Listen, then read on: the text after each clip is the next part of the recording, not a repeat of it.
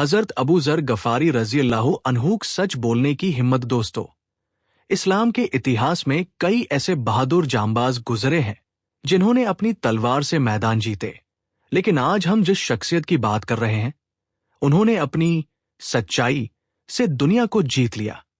وہ حضرت ابو ذر غفاری رضی اللہ عنہ تھے۔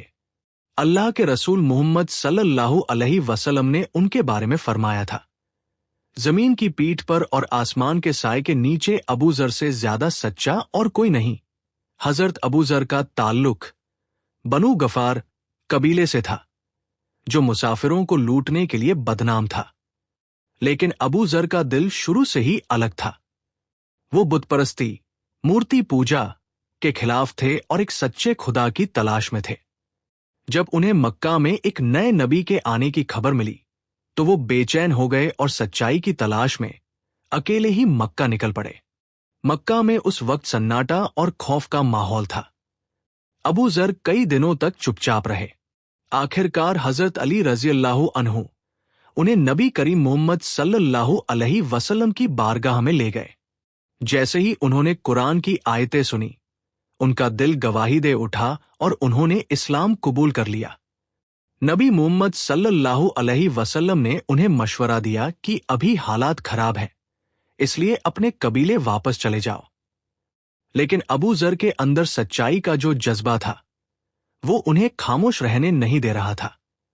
انہوں نے کہا، اے اللہ کے رسول، خدا کی قسم، میں کعبہ کے بیچ کھڑے ہو کر قریش کے سامنے اس سچ کا اعلان کروں گا۔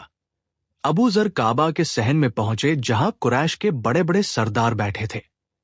وہاں کھڑے ہو کر انہوں نے بلند آواز میں پکارا، لا الہ الا اللہ محمد رسول اللہ۔ یہ سننا تھا کہ قریش کے لوگ ان پر ٹوٹ پڑے۔ انہیں اتنا مارا گیا کہ وہ لہولوہان ہو گئے۔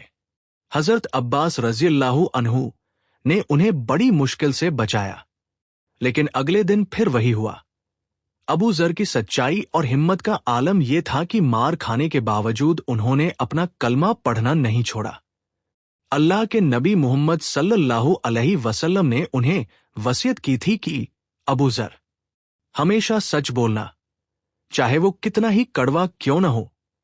ساری زندگی انہوں نے اسی بات پر عمل کیا۔ وہ غریبوں کے ہمدرد تھے اور فضول خرچی کے سخت خلاف تھے۔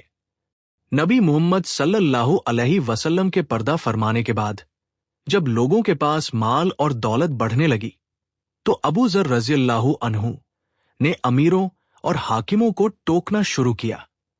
وہ حق بات کہنے سے کبھی نہیں ڈرے، چاہے سامنے کوئی بھی ہو۔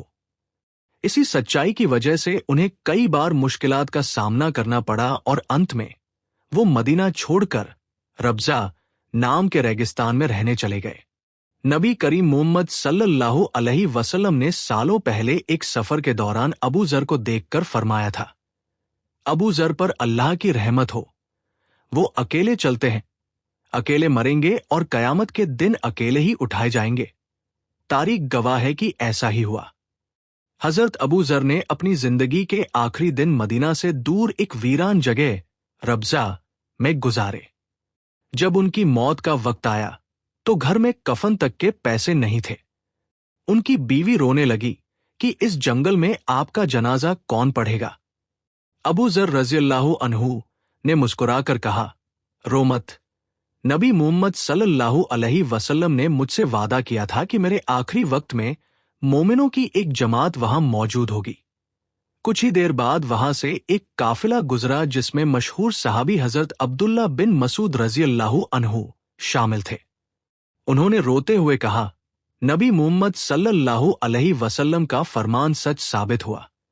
حضرت ابو ذر غفاری رضی اللہ عنہ کی کہانی ہمیں سکھاتی ہے کہ دنیا چاہے خلاف ہو جائے، اگر آپ سچ پر ہیں تو آپ کو ڈرنا نہیں چاہیے۔ سچائی کا راستہ مشکل ہو سکتا ہے، لیکن اس کا انجام بہت خوبصورت ہوتا ہے۔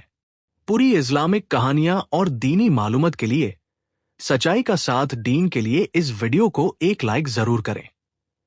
اگر آپ بھی حضرت ابو ذر رضی اللہ عنہ کی ہمت کو سلام کرتے ہیں تو کامنٹ میں سبحان اللہ لکھیں۔ یہ معلومات صدقہ ذریعہ ہے، آئے اپنے دوستوں اور گھر والوں کے ساتھ شیئر ضرور کریں۔ Deen Barkat Connect, Islamic Stories, Short Videos on Knowledge. Judge Kalla Khair.